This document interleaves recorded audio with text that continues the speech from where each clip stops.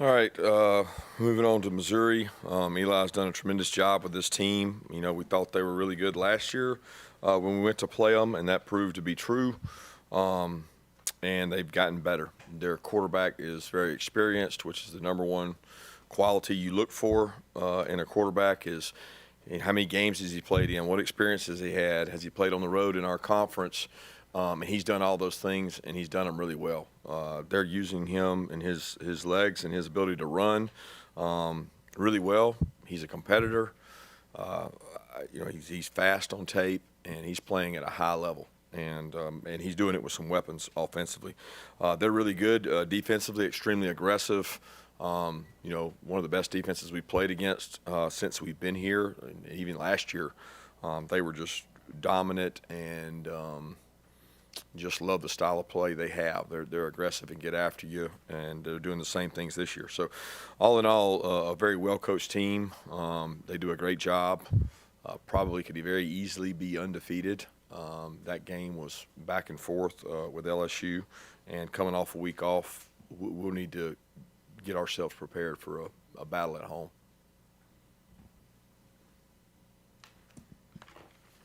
Coach, obviously, Dom Lovett played there last year and had a big impact in that game against you guys. Have you had a discussion at all? Does there even need to be a discussion about it? I'm sure he's going to be particularly fired up about this game and his old buddy Luther Burden. I think he's fired up for every game. I mean, Dom's a great kid. What a quality young man he is. He works really hard. He's busting his butt since he's been here, been very humble and bought into what we've asked him to do and being selfless. And he's tried to improve his game as a blocker. It's one of the things he had to work on. But I'm not overly concerned about that as much as it is a deal story for you guys. It's not for him. It's the next opponent. Kirby, Missouri seems to be recruiting better than they have in years. Can you talk a little bit about going up against them on the recruiting trail, and what do you remember from the Luther Burden recruitment? Luther's a great player. I mean, everybody in the country wanted Luther. It wasn't just us. I mean, everybody. And they've got very fertile recruiting ground. They've got some really good players in their state. Eli does a really good job of taking that circle and saying 5-hour radius. Because of where they are geographically, they don't cross with a lot of the SEC schools like maybe we do with each other. So he comes into Georgia. I think they have 6 or 7 kids on their roster from Georgia, 6 or 7 from Florida. And then they're able to get guys in that 5-6 hour radius. And Eli's done a great job. I mean, you got a great program to sell when you create environments like we played in last year at their place. When you play on national TV and you play the style of play they played really well on the road against Kentucky. So he's got a product to put out there and sell to kids to come play there. Kirby, because every other game except the Missouri game, including LSU, was decided by more than double digits, the resiliency you always talk about, the Missouri game and how it helped you, do you think, if at all, obviously against Ohio State? Having gone through that, do you credit that, the way you were able to bounce back against the Buckeyes, looking back against the Missouri win? Yeah, it helped. It helped,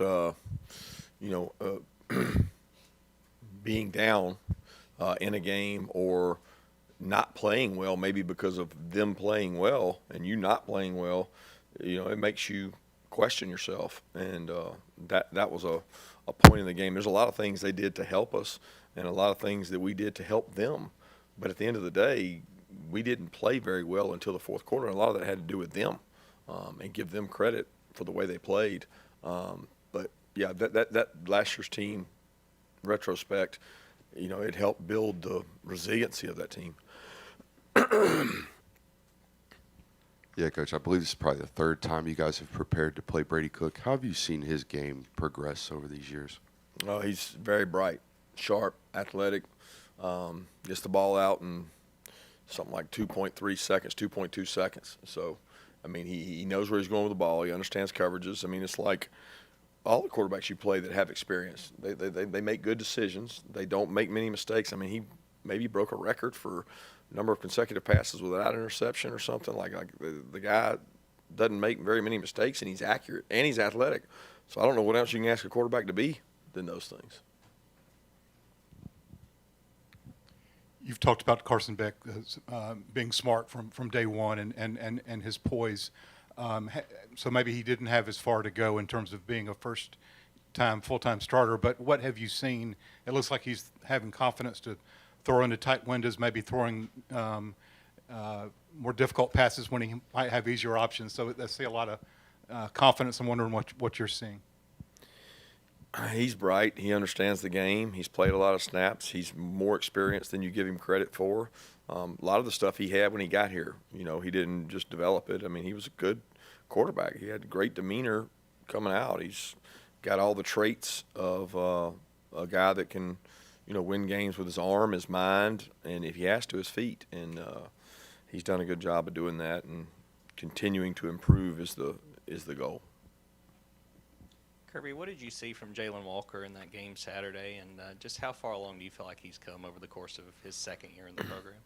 Yeah, he's. You're starting to see some of the things we see in practice. He has some physical tools and traits that we've seen, and maybe he hasn't gotten to showcase in a game for whatever reason, and he's getting better.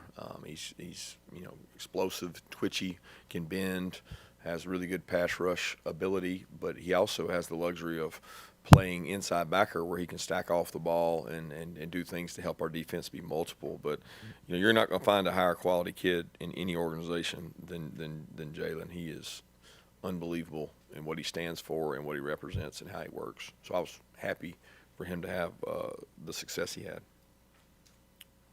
Hey, Kirby, what stands out to you about Cody Schrader and just this Mizzou run game?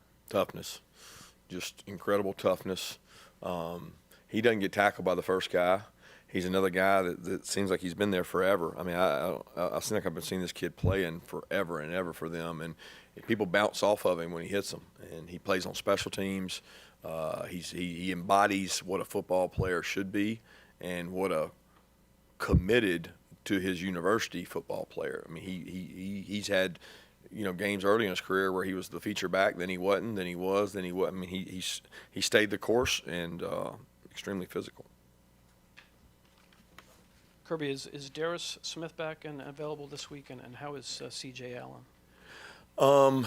Darius is focusing on academics and working out, conditioning, doing some things, but he's not necessarily with us. And then CJ is day-to-day. He felt a tweak in his hamstring, but I think he's going to be fine. We'll find out more today. Kirby, guys have faced some elite receivers over the last few years with Harrison last year, Mechie and Williams at Alabama, and some other guys. But how do you balance trying to stop those guys when those teams also have other guys that can beat you like Missouri also does? You do the best you can to stop the things they do well. I mean, they are very explosive offensively. They have more than three weapons. People talk about three weapons. They got the quarterback's a weapon. And you throw the three receivers in there, and then they've got a big physical tight end. They use in the run game, and their backs are really good receiving the ball out of the backfield, and a very unique run game that's kind of unmatched in the SEC. The way they run the ball, they got some different runs that a lot of teams we don't see that type run. So when you add all that in, it's a recipe for being explosive and scoring points, which they've done. They've been very explosive and scored points. When you talk about how you stop them, I mean, you got to be able to cover them. You got to be able to rush the passer. You got to be able to change things up. But they're not easy to stop when you have an accurate quarterback and explosive, athletic wideouts. Yeah, obviously Luther Burns not the only one, but what specifically about him makes him such a dynamic weapon for what Missouri does? Size, speed. I mean, he looks like a running back. I mean, he's explosive, fast. He's different. They put him in the slot. They move him around. They do a great job using his skill set. This is kind of right on that alley, but obviously they use him in a slot a lot. Burden since Dom left, he seems to absorb that role. How do you feel like you guys are doing? Yeah, a lot of times I guess Ty or your star ends up on that slot, but it switches around. How are you guys doing specifically on defending that slot position? I think it depends on the coverage. We got a lot of variance in our defense in terms of multiple ways to play the slot and do things, and they got multiple ways to move him around. They can make him the slot. They can make him a running back. They can make him the X, the Z. They're very unique in their ability to slide guys to spots, and they don't do it just based on plays. They ask guys to run multiple different routes from different positions. So in terms of what they do, they're very varied, and so are we. So it should be a good matchup. Didn't see Dan on the trip on Saturday. What's his injury and availability for this week? Yeah, he's dealing with bursa. His knee has a bursa sac in there that's been bothering him. He actually got infected, and he Vanderbilt game. It happened while we were there and didn't find out till the morning. So we didn't get him Vanderbilt game last minute, and then he was unable to go, last week. And we're hopeful to get him back this week and give us some extra depth in the secondary. He's supposed to be able to do some stuff today for the first time, but we'll see how he does. What have they done defensively the last two games? Seemed like tightened things up since the LSU performance. Well, they're physical, they're fast, they're aggressive. They played well. I mean, I think they're coming together with what they do. They've had some extra guys come in from last year, but they've got a lot of returning starters. So, I don't think anybody's played real well defensively against LSU. So when you say tighten things up, they're all over. LSU's all over the explosive sheet in terms of number of explosive passes and runs. So that they're tough to defend altogether. Yeah, Coach, I think you mentioned the punt block Saturday after the football game. I went back and watched it this morning. It looked like the players might have seen a look and checked it themselves. How much freedom do they are they looking for something specifically?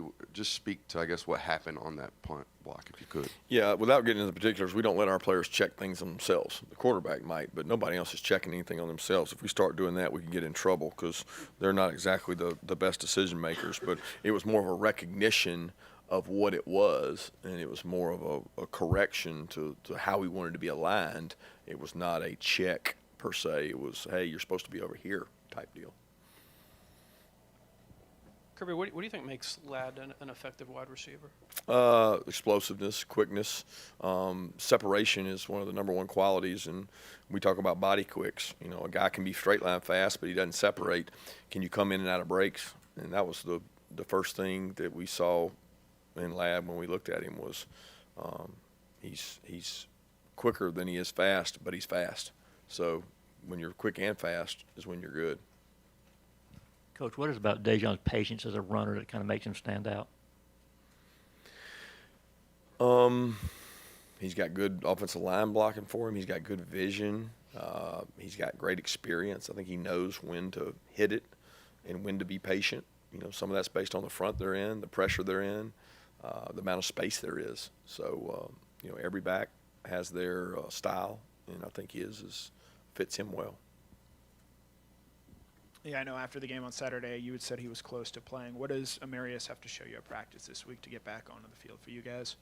He's got to be healthy enough to play and be the best available player to play. I mean, he's working his butt off. He did extra work Friday, extra work Saturday, extra work yesterday, and he's going out today to continue to work. But, I mean, at the end of the day, he's got to be confident to go out and play, and he's much closer to that today than he was last week, is all I can tell you.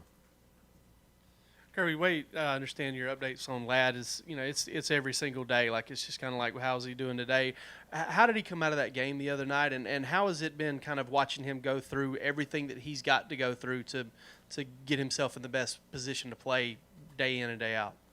Yeah, it's been frustrating for him, not for me, but it's frustrating for him, I know, because all he wants to do is have a great year, and he came back to have a great year, and then to have something unexpected happen like that, it's been frustrating for him. But he came out of the game great. We've got a little routine we've done now in terms of what we do Sunday, what do we do Monday, what do we do Tuesday, and now that we've got that routine, it seems to be working, and we keep doing what we're doing.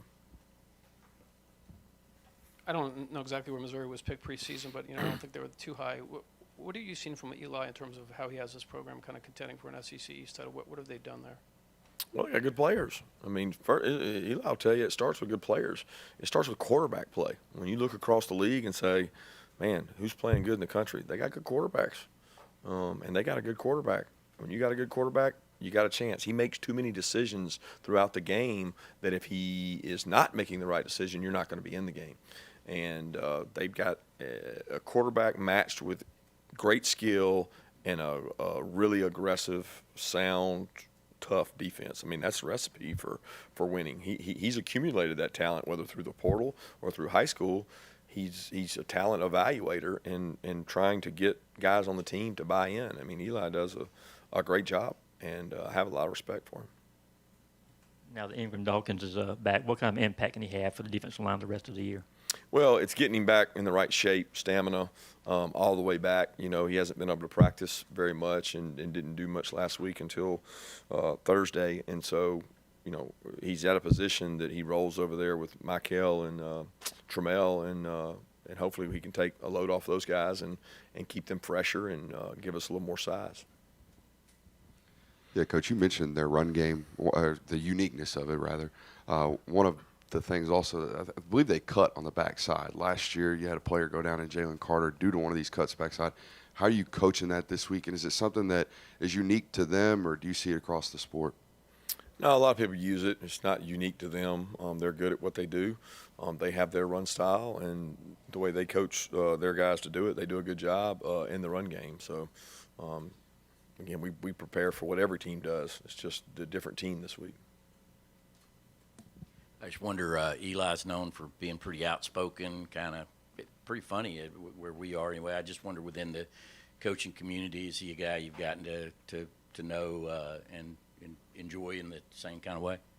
Yeah, Eli's got his personality. I mean, he'll tell you I don't think he doesn't seem to stress and worry about things a lot. He's takes it as it comes and enjoys it, and try to do the same myself when it comes to enjoying the moment. He says it all the time, that you better enjoy it or why'd you get in it, and that's what you come to this big league to play. You play in these big games like this one.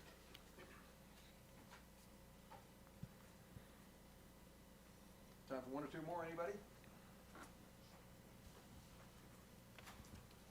Kirby, you only had 2 penalties Saturday, and both of them were, I guess you took on purpose the delay of games. To come out of the Georgia-Florida game with no penalties, you're also the least penalized team in the SEC. Has that been a concentration for you this year? Nah, I mean, it's kind of like turnovers. We concentrate on that, and it doesn't always happen. So it's like you don't control a lot of that. Circumstances. I do think we're a disciplined football team. We do what we're supposed to do and try not to get excessive things. But, you know, least penalized can be a bad thing. Most penalized can be a bad thing. Maybe you should have more. Penalties mean you're stretching the limits of it. It's just we try to do it the right way, and sometimes it comes out that way.